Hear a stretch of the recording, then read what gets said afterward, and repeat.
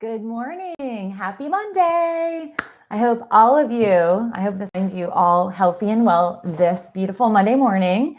It is, the last day of March. So we've made it through this month, and today's particular Natural Health News live show is focusing on helping you manage and cope with pandemic stress, because this truly is the largest element of stress and stressor that many of us have ever kind of dealt with on a multitude of levels. So welcome. Good morning. I am Felicia Buds. Hi, YouTube. I didn't do a sound check on the YouTube video because my computer was running a little wonky. I had to shut it down and kind of recalibrate it. So give me a thumbs up and comment, friends. Let me know that you can hear me all A-okay. But welcome, everybody. So I hope everybody had a wonderful weekend. And spring is in the air. Allergy season is in full swing here in Atlanta. And gosh, what a crazy weekend. So I want to highlight just a quick recap. Yesterday's video, if you didn't make it on the live show, for all of you on Instagram and for all of you on YouTube, you can always watch it again. It lives permanently on YouTube. So that is the kind of clearinghouse where all my content is housed permanently. I highlighted symptoms related to the virus in terms of how do you know if it's the virus or the cold or flu or allergy season. So I found a lot of commentary that was helpful. So I was excited to share that with everybody. And also a technique, you can grab a technique that I'm going to kind of edit it on Instagram TV that helps break up lung congestion and drains the lungs for any of you dealing with mucus. So today, I had a ton of messages come in yesterday about a lot of people feeling the brunt of the stress and just really kind of coming to terms with their grieving process. I actually read this amazing article that talks about we're all dealing with grief in some assorted way. It could very well be grief of the changes, the lack of control. It could be grieving the loss of your job. There's just a lot that we're dealing with. And I want us to really focus on that today. First, let's get our news out of the way. I've got just a little bit of news to cover, nothing major, but we have exceeded 142,000 cases. We're just under 143,000. And, the fatality rates are continuing to climb. And I don't know if any of you caught Dr. Fauci, but his estimation is that we'll probably see fatalities anywhere from, I think it was 100,000 to 200,000, which is pretty substantial. The good news, social distancing has been and is working in Seattle. So they've identified that it is effective, and it is, we're starting to see maybe they're reaching that kind of plateau, and hopefully we'll see a decrease. China has opened up their factories, which could very well benefit a lot of folks needing the supplies that maybe were only manufactured in China. So we'll probably see the effect of that in the next month or so. And then I think it's really interesting. There was a study released. I think it was released sometime late last night, but I read it this morning by Nebraska Medical. They did a study on 13 different patient rooms in the hospital setting. And they wanted to identify the contamination of the room. So it's a follow-up to what I had mentioned last week in one of our shows about how they had found that the virus on those cruise ships, when they went on 17 days later, they found that the virus actually lives or was still alive 17 plus days. So they went in and they assessed everything. They assessed the bathrooms, they assessed like the ceilings, all fixtures and furniture that you find in a normal hospital room.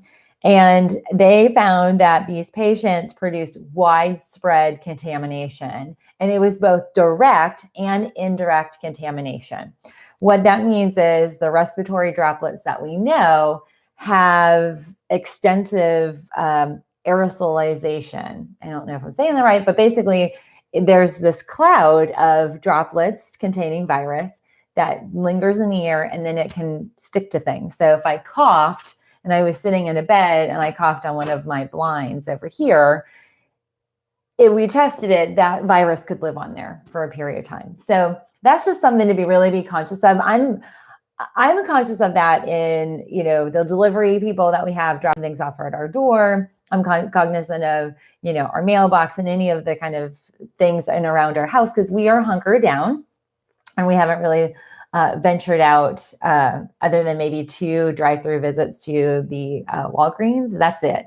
But many of you are not in that kind of real intense staying at home phase. And so just be aware of that. I think we're starting to see companies respond. I got an Instacart message this morning that I read in my email, and they're saying we're going to take measures, but I saw nothing where they were saying we're going to have masks and gloves on our professionals that are delivering products. They did make a point to say that have apparently worked out some sort of deal with I think a like rum distillery, but they're going to have their own Instacart hand sanitizer, and that supposedly is going to be live, I think tomorrow or Wednesday. Just FYI. So speaking of, I am Felicia Butt said people are still having group get together parties. So yeah, let's talk about that. So some crazy people over in Kentucky had a coronavirus party, I guess a week or so ago. And they were like younger thinking they're invincible and that, it's an older person's virus, which that's not true, but they had a party, and guess what? One of them is in a severe state of the virus. So, I mean, it's no laughing matter. It just is so ridiculous. But that is very true. I had a happy hour with my neighbors at like way far distance along the fence line Saturday night. And one of the neighbors said her brother, who lives in town, was throwing a kid's birthday party, and people were planning on attending. Like, I just wonder, like, what, I don't know if you guys are like this, but I'm like, what planet are these people living on? Like, why are they not taking this seriously? But there's a lot of not, I wouldn't even say misinformation, but just a lot of minimizing. So that you won't find here. You're going to find factual stats, data, clinical research, and a lot of powerful information that you can equip yourself to educate you and your families to stay safe. So there was another study out that was looking at the exponential growth rate in the FedEx is here. Actually, they're at our neighbors, but he might make his way around here. He's parked in the middle of the cul-de-sac. Sorry, you guys, 9 to 10, 10:30. That's like when all our deliveries come. And Brian and Gabriel are upstairs doing the school thing. So there was a study that basically said the virus is spreading so exponentially fast, the exponential growth R naught factor. By, some cases it's a factor of 8 to 10 times, some it's 5 to 10, that our brains can't keep up with it. And reading that, I thought, this is really interesting because this causes a lot of stress and anxiety, because it's really, really hard to kind of mentally conceptualize what all is going on. And every day there are these new changes, and the numbers keep going up. So I want to dig into the conversation, the topic at hand. And for all of you joining, welcome. Give me a thumbs up. Give me for particularly YouTube, if you could hit the thumbs up button, share it, and let me know where you're tuning in from. That totally helps our algorithm. YouTube's, unlike Instagram, but YouTube is fully censoring all virus-related content. So I end up having to fight it pretty much every day. Which means that it's not monetizable, but whatever. Okay, so let's dig into pandemics are traumatic events, and they often cause, thanks everybody on Instagram, and thanks YouTube. They're traumatic events that actually trigger and cause intense stress, but they often, pandemics particularly, instill a layer of fear. And it goes back to our hardwiring as cavemen and cavewomen. In the old days, it'd be a meteor shower hitting the earth and explosions. Now we're dealing with, viral mutations in DNA unrecognizable by the human body that causes some of us to be extremely sick and fatally ill, or it's fatal in its illness because we have no natural immunity to this. That in and of itself causes fear. So I want to share with you some studies, some research that's been conducted recently. So sorry, we have a little bug around here. We have a poll actually by the American Psychiatric Association. In the last 2 weeks, they polled Americans. 48% of Americans said they experience and are feeling anxiousness, some layer of anxiety. Now, there's a variance there in terms of stress and anxiety. Okay, so that's one thing. The second study that came out was actually in London. This was back in February. So they were assessing, the countries that it was already going through. They said their study identified that quarantines can create dramatic effects. And it didn't really go into dramatic effects. Like, I really dug around, but that's what I want to do today. I want to identify the stress that might be manifesting itself in your life that you might not even recognize as stress. And then, so that's, one, I want to validate these are totally normal experiences. We're all going through this together. And this is it's abnormal for all of us because, this is the first time in our lives that we've dealt with this. But this is a very common, very typical human response. So I want to validate each and every one of you. Second, I want to identify these stressors. What stressors are you starting to notice or even maybe not notice that are creeping into your lives right now? And these are physical, these are mental, these are emotional. And then the third most important is to give you some tools and equip you with some coping resources to help you through these times. So I really, that's, I think, the dramatic effects. I'm going to identify that here with you. And I've got a list. Then I also want to go to a national poll. And I couldn't identify who specifically did the poll, but I'll do some more digging.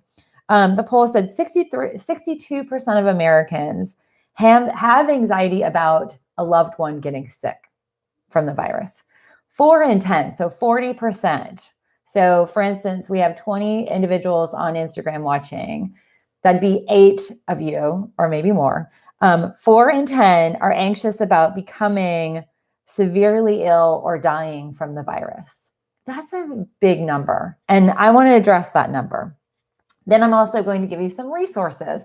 There are resources for us as adults, and there's resources for kids. And actually, let me grab this. Hot off the presses is actually a guideline. Okay, so let's dig into some of the ways your body might be manifesting pandemic stress. Okay, this is extremely common because of us working from home and some of the changes.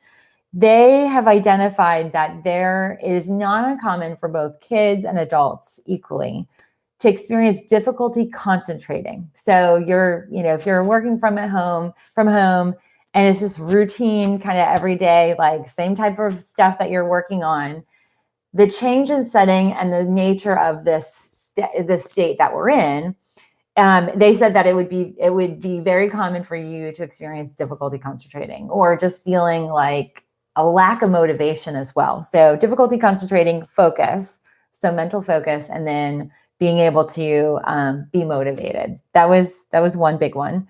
Then the fear, there's a lot of fear that circulates in the body. And one of them is obviously the fear of infection, fear of the future, the unknown, fear of time. Like, part of the unknown is we don't know when is this going to finish. So there's this fear of this like question mark time frame. That also produces irritability. So we see it, actually, we've seen it in all of us, Brian, Gabriel, and I, in different ways. And so irritability is really common. Change in eating habits. So some of this might be because you are out of your traditional Monday through Friday work routines or whatever your normal routine is.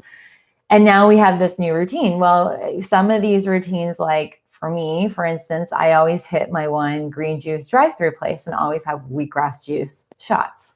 Not every day, but definitely 3 or 4 times a week. So there we're seeing just some like scheduling changes. So that's one thing.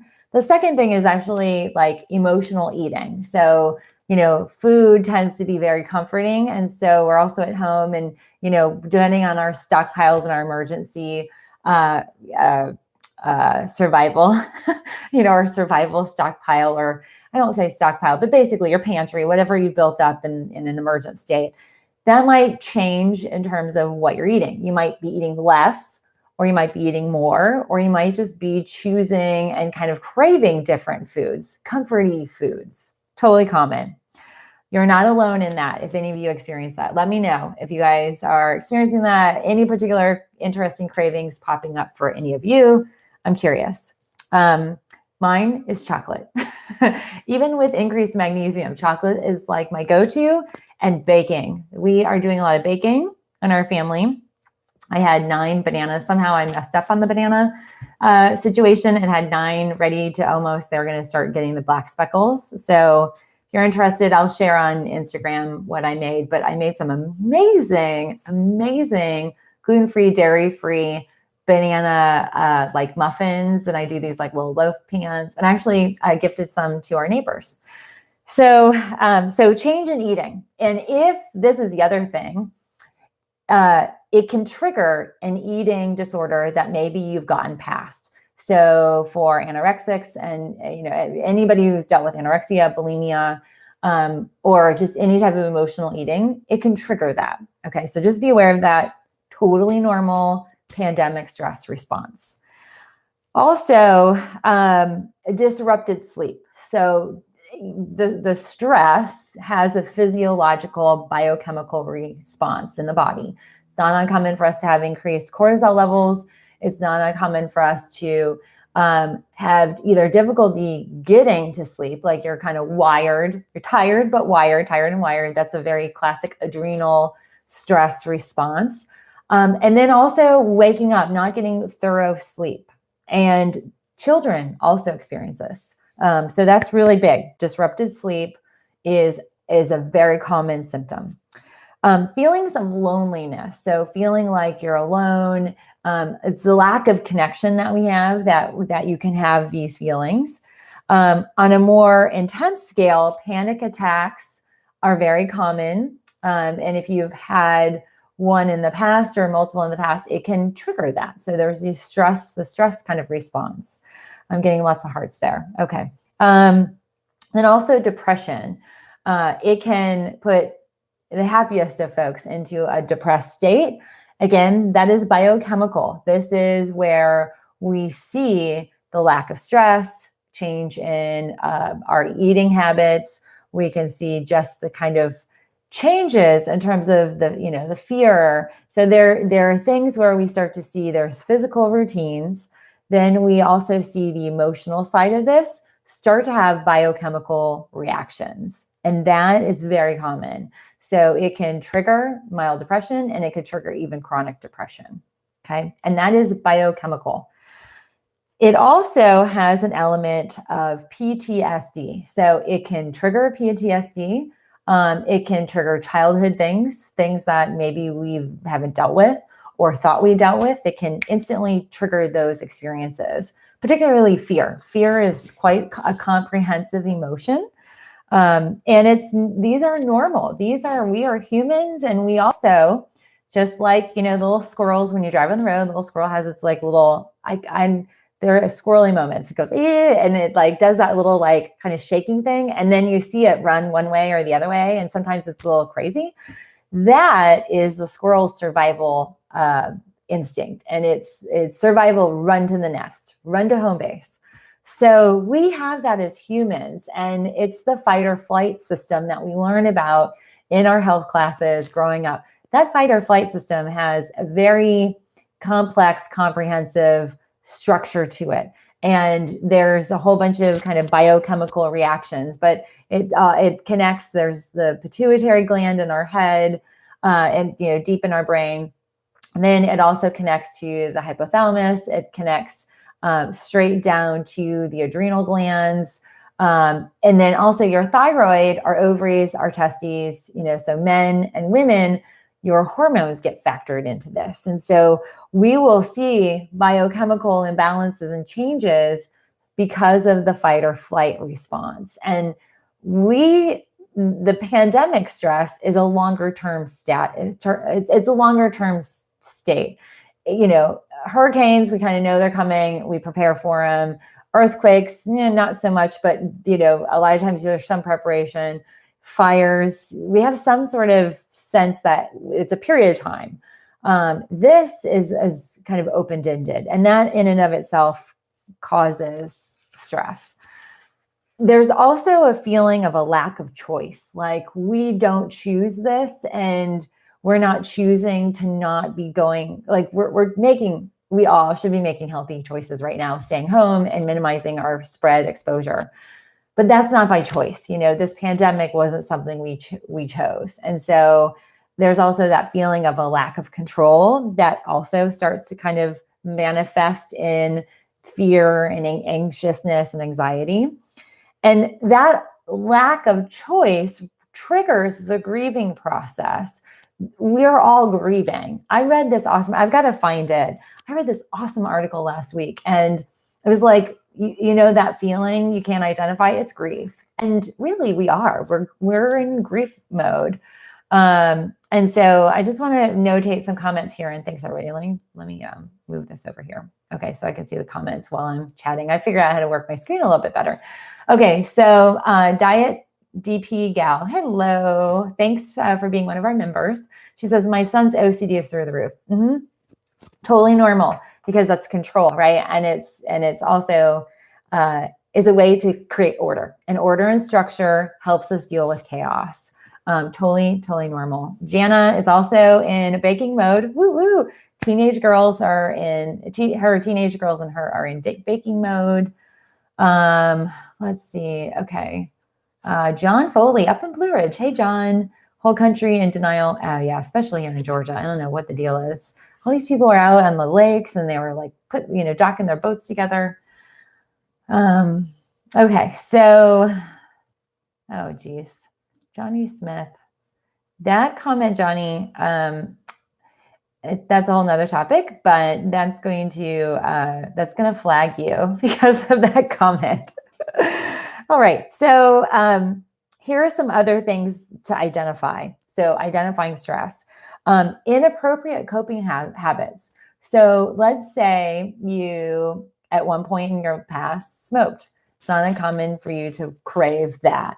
Also, substance abuse is more common in a pandemic. Heightened use of substances like alcohol, even marijuana, and some of the other drugs that are out there.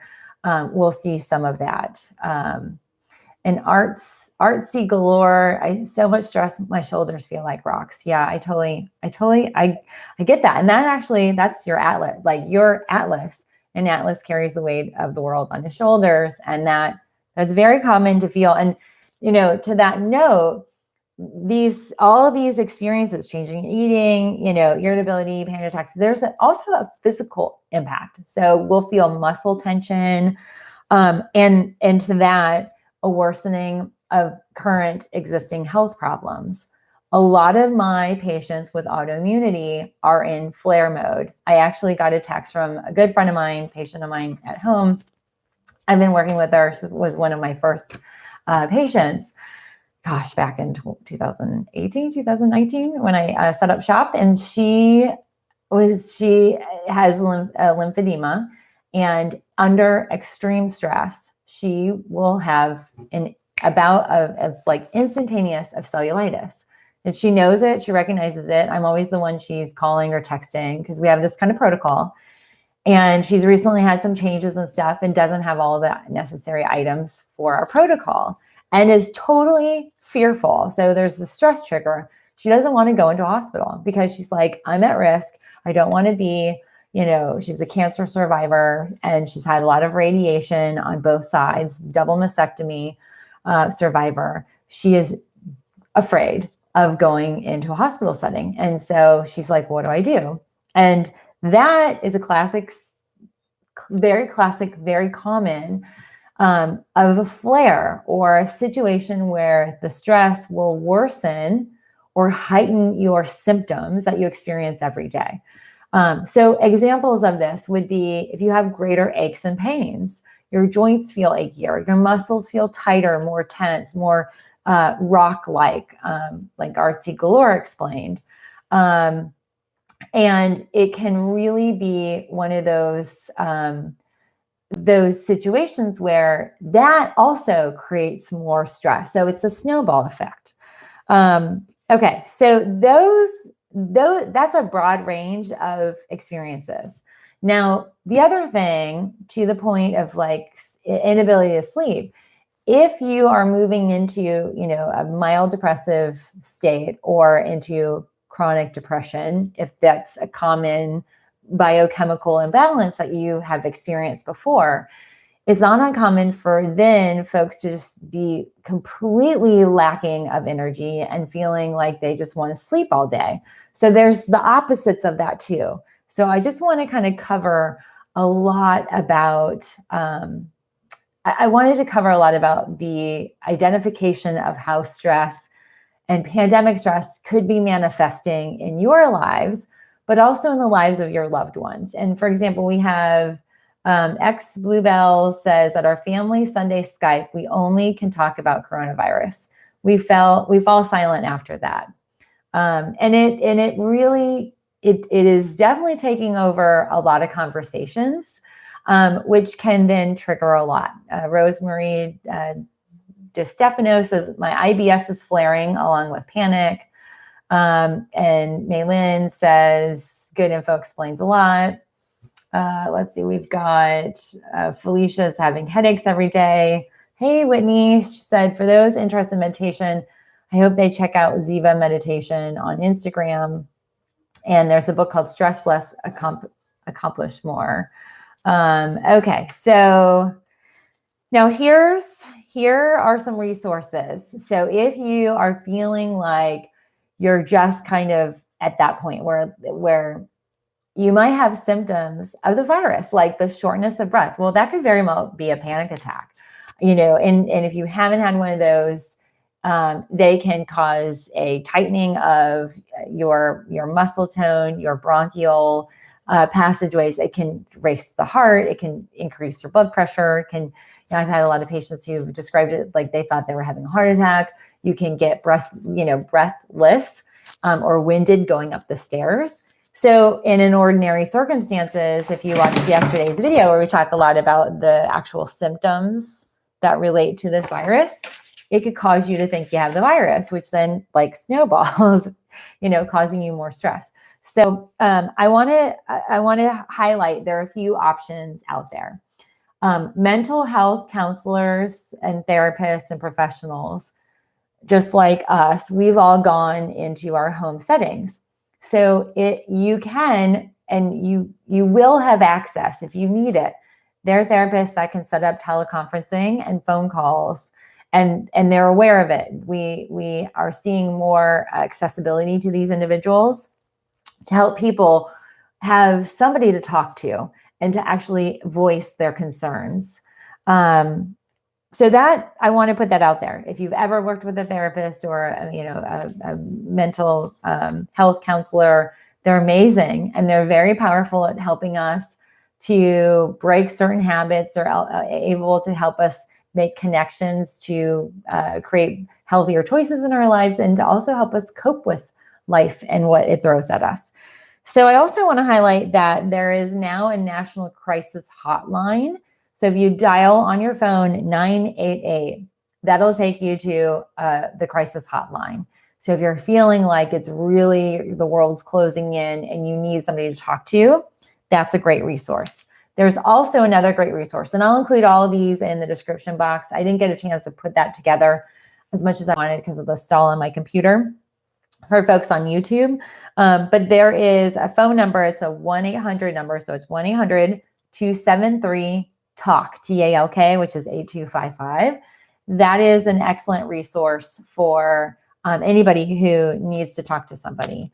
And then also, you can text home, HOME, to a number, and it'll connect you to a crisis counselor. And the number to text you is 741-741. These hotlines traditionally are the suicide prevention hotlines, but they are extremely equipped to deal with all of the folks in this pandemic state. I mean, it's all of us. So, and I checked out their website online, and there's a direct paragraph about the virus and details about how, this is an event is what they call it. So they're totally addressing this. And so I want to put that out there. There are resources. You're not alone. What you're experiencing is totally valid, very normal, and common in pandemic stress. Okay, so OSG.organic says, can we utilize the idea of changing perspective and when applicable use this time of temporary isolation to refocus and reorganize and perhaps even take a breather? Yes, that's when people are capable of doing that. I was talking with our neighbor, and her husband can't do that. He's got to continue his work, and he starts at 7 and ends at 6, and he's got no breathing, space during the day because he's fearful of losing his job in April. And that is, I like that idea of changing perspective. Some folks have that capacity and others don't. But regardless, I want you to be able to recognize what the symptoms are, and then equip you with some very powerful, simple resources for you to kind of recalibrate the biochemistry in your brain. Okay. Also, so to this point for kids, and I saw some feed, Melissa K. I met with a bunch of kids last night for Sunday school. It was so fun. The kids were all happy to see each other. Did you guys meet in person? I hope not. I hope it was all digital. Okay. All right. So,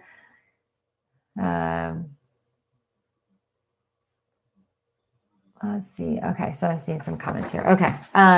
Okay. They met with Zoom. Okay, good. I was going to start a little anxiety there.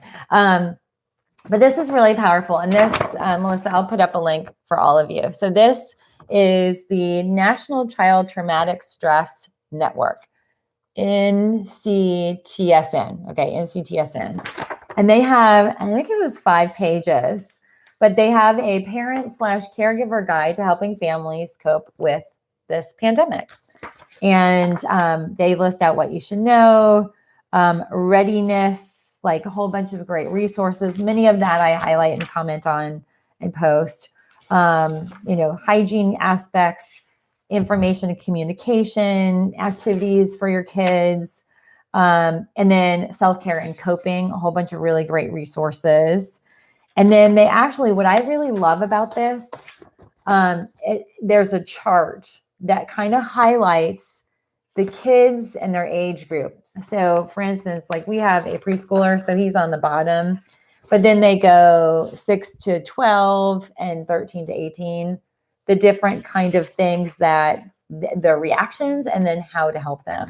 This is so great for parents. When kids are out of school, I printed this obviously for ourselves. Brian and I are going to go over it later on this evening, but very powerful stuff. I think that's great. And this is effective also for kids, or not. Well, it's obviously it's meant for kids, but also for adults. So, their kids tend to be a little bit more expressive than adults. Kids haven't gone through the social teachings of stuffing it and all these other things that, sometimes we end up dealing with and grow out of that instantaneous reaction or reactivity. So they're a little bit more fluid with that than adults are, but I think it's very helpful. So I'll make sure I get you guys this link. It's very valuable. But I want to go through, and I've highlighted this already in a lot of my lives, but this really, I want to go through some of these details. So we've got 2, 4, 6, I've got 8 resources and kind of tips for you. First of all, before I even kick off with number 1, the first thing I think that helps us deal with stress in this particular state, and I have to tell myself this all the time, Brian tells me this, I've got to kind of grapple with this a bit, but is to lower your expectations. Lower your expectations of your capacity to get everything done. Lower your expectations of the transition. This is unprecedented. With that, we have really no set kind of standard of how we as individuals and families and communities are supposed to kind of deal with this. So just think about just lowering and really minimizing any type of expectations. I think that's going to be helpful in terms of your assessment of how well you and your kids and family are doing, so that you have a healthy response with these coping tools. So number one, limit your social media exposure, limit your media coverage of this topic. That's number one. That helps minimize some of that kind of fear that it triggers for a lot of folks. Two is increase your activity levels. Get physically active, get mentally active. Just really engage both your mind and body in an assortment of activities. It's springtime for us here in the Northern Hemisphere. It's, for us, we had a beautiful weekend, lots of pollen outside, but, there's a lot of gardening to do, a lot of yard work, a lot of time to read and be out in nature. And so do ensure that you are taking breaks. If you are in work from home mode and you're at a desk, take breaks, get active, get mobile, get moving, get the blood flow going. So that activity level really helps. 3, make sure you continue eating healthy foods. Making sure you're hydrating well is included in that. Making sure you're getting your 6 to 8 servings of vegetables, 3 to 4 servings of fruit. Make sure you're increasing or keeping your fiber levels high. Anywhere from, ideally, I like to see 30 to 40 a day, but most Americans are at 10, if that. But healthy food, nourishing food is going to give you micronutrients that helps balance out your body and your brain. The other thing too, with technology, so we say kind of limit your social exposure, but use technology to connect, make connections. Zoom, I think I read an article on LinkedIn over the weekend. Zoom, I'm going to pull this pillow. Zoom is blowing up. They're the business of choice right now in terms of helping people stay connected. So, my neighbors and I, we met in a very, wide distance in the fence line to chat. One of them was going to connect with her friends on a Zoom call, and an hour after we went back and had dinner with our families. So there are ways to connect with your loved ones, connect with those who might be socially isolated. Also here on YouTube, I will tell you that we are starting to, I'll show Instagram. So my little back table right there, that's Pat's letter. So I'm asking for all of you to send us letters here. It's partly a connection with Gabriel and I. We, we'll clean our mail and everything, but we are opening letters. We're charting out where you live, so he knows to different states and cities. And we are going to send each of you a letter back. And so he made Pat something really cute that we're putting in the mail today. So he's practicing his writing. That's connectivity. So even letters, care packages. I started a care package challenge with some of the folks that I know on Instagram. I sent one of our older relatives who's in an assisted living facility in Minnesota. I sent her a care package, and I sent her some stuff like Lysol wipes and hand sanitizing stuff and aromatherapy. And I actually sent her one of these inhalers and, stuff that I had in excess that I want her to have and know she doesn't have access to. I'll probably send her some baking goods, baked goods next time. So that's really, really key, is to just really stay connected. So Gaffney Mel Shiori says, my sisters and I connect with my cousins all over Canada. We live in Pennsylvania on Zoom. Let's see, we've got folks here that are also staying connected. All right, so we have a pregnant hospital worker who is scared. And so, the big thing is some of these coping mechanisms you can employ. Obviously, if you are in a healthcare setting, there are actually additional protocols for folks in that category, taking breaks, making space, time, saying no. There was a big national article, I think on Thursday or Friday, of an ER doctor up in Boston. She was in a residency, I think at Mass General, and she was in her is in her 9th month of pregnancy, and she stepped back and stepped out of the actually out of the space. I mean, literally is taking her early maternity leave. I don't know where you are in that space, but it might be something to talk to your employer about if you are nervous.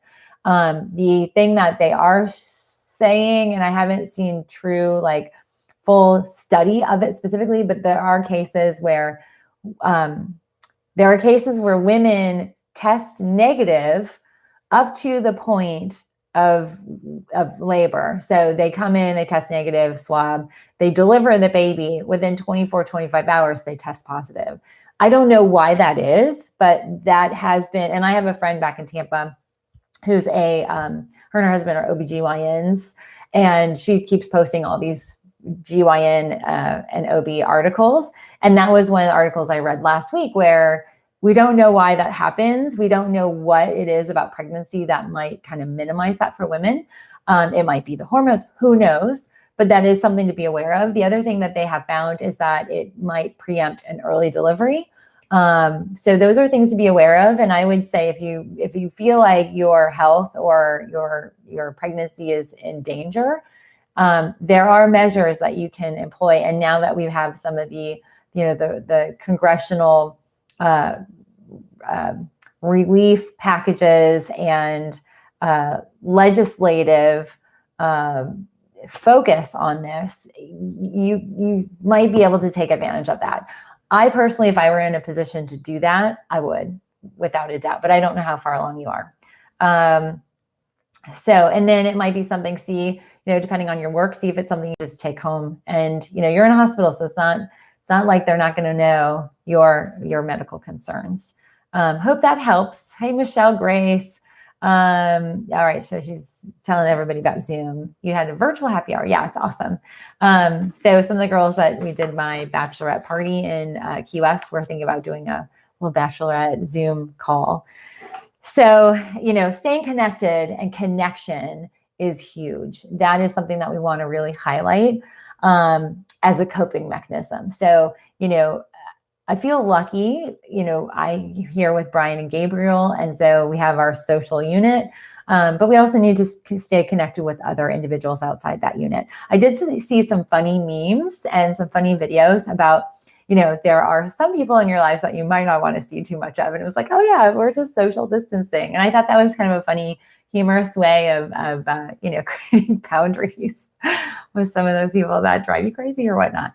But anyway, connection, staying connected, using the tools like Zoom, FaceTime, the social chats are really key. Also is talking about or journaling your feelings. So not feeling like you're holding it in, but you're releasing it.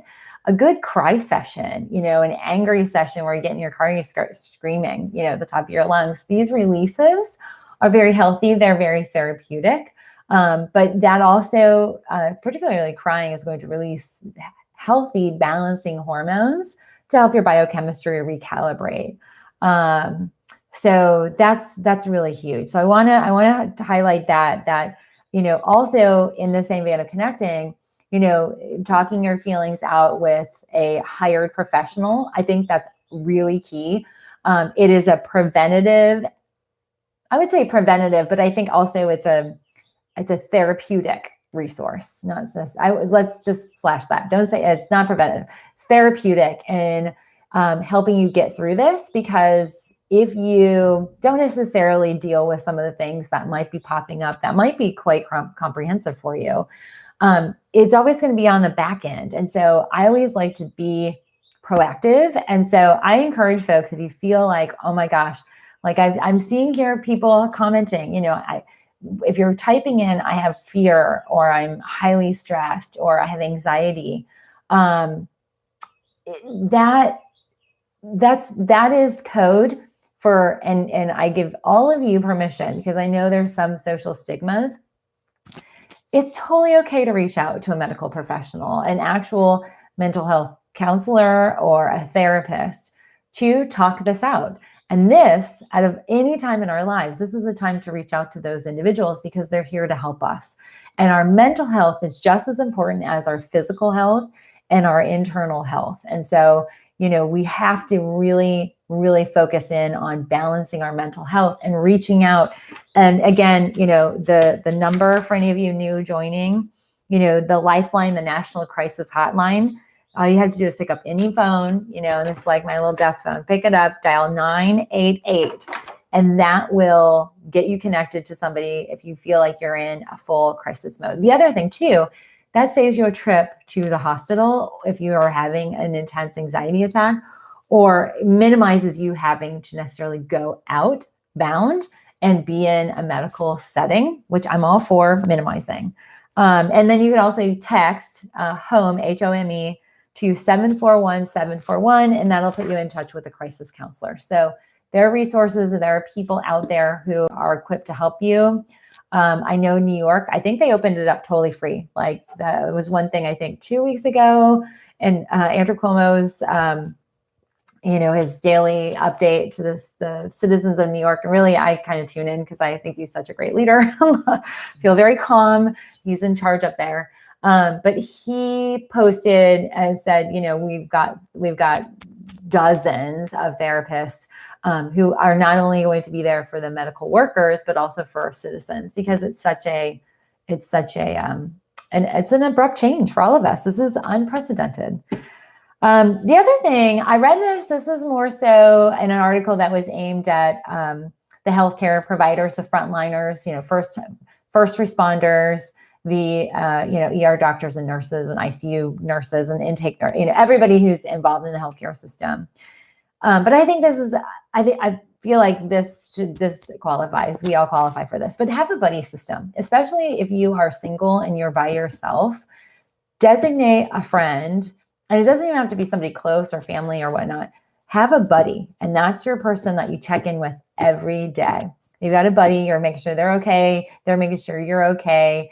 And there's this kind of automatic understanding that you are your buddy. You're your buddy. It's just like the military, and you see this in the like police and the firemen and firewomen. But you see that in these structured communities where there's a buddy. Like you always have a buddy. You're never by yourself. We're never an island, and you check in with them. And that way you've got somebody to connect with. And that also, I think, gives you peace that you're not by yourself. You're not alone. And I know for sure I would feel different being in an isolated state if I weren't with Brian and Gabriel. And so I have empathy for folks that are, by themselves in apartments or houses, and you're alone, or you're in an assisted living facility like my cousin. So that I want you to consider who would be your buddy and reach out to them and just say, hey, will you be my buddy? And also our neighbors, check with your neighbors, have a neighbor buddy. And to that point with neighborhoods, there are a lot of neighborhoods that have Facebook groups. So if you're not sure, and this even sometimes through like the homeowners associations or neighborhood associations, that's a great resource also to keep in contact and socialize with your neighbors. And we actually, our neighborhood, I saw it over the weekend. One of the neighbors was interviewed about our neighborhood because we are a pretty socially engaging neighborhood in our social distancing. But last week, we had the zoo safari hunt where 60 homes participated, and they put out safari animals, like stuffed animals. And it was really cute. And we walked around where we could, and we drove around and hunted for animals. And kids got involved, grandparents got involved, 60 homes. I mean, it was pretty amazing. And if you guys want to see that, I'll make sure I put all those stories in a little story timeline. But Gabriel loved it. He was upset. He thought we were really going on a true safari, why we were going in our neighborhood. But one of our neighbors close by did a really cute little camp. They literally pitched a tent, had this cute little teddy bear in like a little camping gear. He's wearing like a fisherman's vest. And then they had like a little campfire log, a little like cooler. It was really cute. Another neighbor put out Easter. They did a little Easter table. And I mean, they had the whole spread. They had like little boxes covered in like, pillowcases. And like they had the Easter setting. They even had like fake flowers on the table and a little tea set. Really, really cute. And our neighborhood is pretty amazing. And Georgia Public Broadcasting, like the PBS, but Georgia, they apparently interviewed one of our neighbors who's an actress, and her husband highlighted about our neighborhood. So that's something, if that doesn't exist, you can start it, like kick that off. And it was great because we've done chalking. So, it's like, okay, today, we kind of plan it a few days in advance, but we all went and did chalked on our sidewalks and our driveways. And then you go and look at sidewalk chalking. Oh my gosh, some of these people like went all out. I mean, they literally like did tape and did like geographic drawings. They look like mandalas. Pretty phenomenal. So that I want to highlight. So do connect with your neighbors if you haven't already. And I think that is really, really important. And also somebody says, Anita, hi, Anita. She says, check on the neighbor kids. And I think that's really, really also important too, because it's really tough for kids. Like I was talking with one of the neighbors. She has 2 twin boys. Holy cow. Their energy is like, I don't even know how she does it. And I mean, they're like going nonstop. They ride dirt bikes in the backyard. They've got like these cones set up. And they've got a little trampoline. And our dog Daisy, she jumps the fence last, I think, Saturday and yesterday while I was live with you all. She jumped the fence. She goes over to visit them. So she goes social. And of course, we have to kind of wipe her down and whatnot. But the buddy system, I think, is a very powerful coping tool, especially if you feel like you are dealing with a lot of that stress and isolation and feeling lonely. And we're here, our community here is here both on Instagram and on YouTube. And you all connect with each other. And I've seen emails passed, connected via email. So do know we're here for you and you're not alone. And don't ever hesitate to, direct message me. And please do send us a card. So if you want, DM me on Instagram and I'll give you our address and we'll send you a card back. And, I think pen pals are always a fun thing to have, something to look forward to when you open up your mail. So yeah, neighborhoods, buddy system, huge. And then the last and final is taking a break. And this goes back to, let's see, we had a great contribution from, from OSG.organics. I don't know if you're still on here. So I really think that's a great recommendation, that this is an opportunity to possibly press pause, recalibrate, reinvent yourself, especially, in 2008, 2009, when we had that economic change. I saw a lot of people, and I had started my business, and I was working on the physical setup of the business. And I was in a lot of networking groups, and a lot of these individuals had been professionals in careers for 10, 12, 15 years, and then they were reinventing themselves. And some to this day are working and sustaining themselves in the new reinvented self that they created in 08, 09. It's pretty phenomenal. So, there's always opportunity. I always look at the bright side and look at the rainbow and, the silver lining. There's always opportunity and rainbows in, cloudy skies. And so, I'm going to say, let's look for the rainbow. It's going to be our message for today. But most importantly, take breaks, take time, take a pause. Gabriel's school, the guidance counselor, had sessions with all of the parents. And one of the things they said is, it's okay if your child doesn't want to do circle time or any of the video stuff. And we have a lot, like he's 4.5, he's in pre-K 4. And, at 8:30, the principal goes on, and usually they do an assembly where they gather, they do Pledge of Allegiance, they do a prayer, usually from one of the kids. It's non-denominational, so they celebrate all communities, but it's focused at coming together as a group and a community. Well, she continued that. So at 8:30 every morning on the dot, you get an email and it links you to the Venmo where she goes live, and you watch her, and she gives the same great words of advice and wisdom to the kids. And it's such a great routine, and we are connecting with her in that way. But they've also said if your child doesn't want to do that, that's okay. Let them kind of guide, have them guide your schedule. So I also say that with us. I mean, obviously, some of you don't have the ability to skip out on a conference call or Zoom meeting or whatnot. But if you're feeling like you wake up in the morning, you're like, I'm really tired, and you have the ability, sleep a little bit more. I mean, nourish yourself, take those breaks. That's okay. And again, have lowered expectations from yourself. For us, I want to accomplish one thing a day, and like it might be using up all of the 10 bananas on Saturday, because if they go bad, I'm going to be really upset I've wasted food. 2, yesterday, the goal was for me to get my Easter spring decorations up and organize the one closet, because we're trying to organize the house before the chaos hits when we have to do our remodel of our kitchen and get new flooring, because a little kitchen fiasco.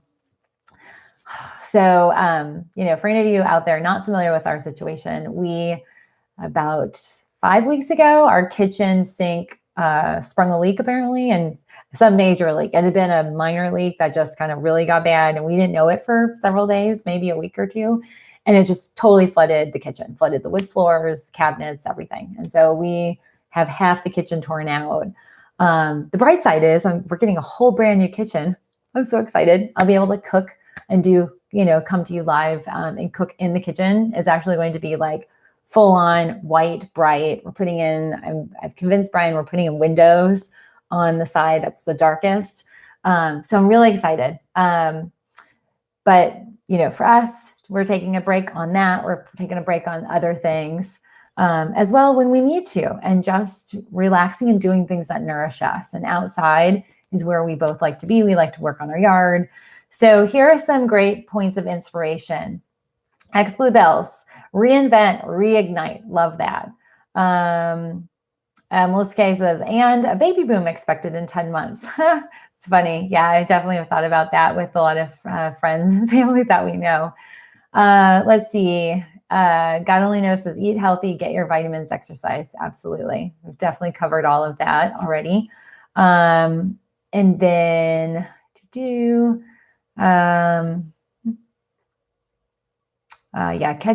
kitchen reno. We had everything. We had the kitchen renovation.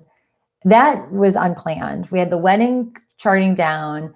The week before the wedding, we both had trips that we're supposed to be taking. Then we had to cancel the wedding. And luckily the kitchen reno was like tabled a little bit. It actually took insurance about a month to come back, the adjuster and all that, but they're covering everything. Brand new wood floors. Actually, I have the wood floor sample here. I showed a few guys last week. This is the new wood floor. Isn't that beautiful? So we have this it's original brown. Oh, you guys can see it. It's hard to see, but it's not the prettiest, but this is beautiful. So I'm super excited by this. Edgewater Oak is the name of it. So anyway, you totally make lemons out of lemonade, and we'll look for the rainbows in the cloudy skies. And that's where we're at. So I'm going to post all of these contacts, all the resources.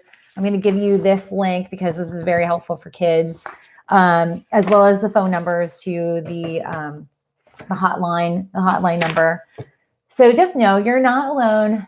Symptoms and the experiences that you're feeling, totally normal. This is a very unique, unprecedented time. And with that comes some unprecedented symptoms of stress that maybe we're not used to dealing with. And it's okay. And this is a period of time in our lives that will work out to be a small percentage, and we'll get through it. I just want to equip you with tools to do that successfully and in the most healthy way. And so I'm going to encourage all of you, if you feel like you need to talk to somebody, even above and beyond your family or Zoom chatting with, don't hesitate to reach out and find or contact your therapist or mental health counselor. They're there for a reason. Let's use them. Let's use their tools and resources to help us feel better. So yay.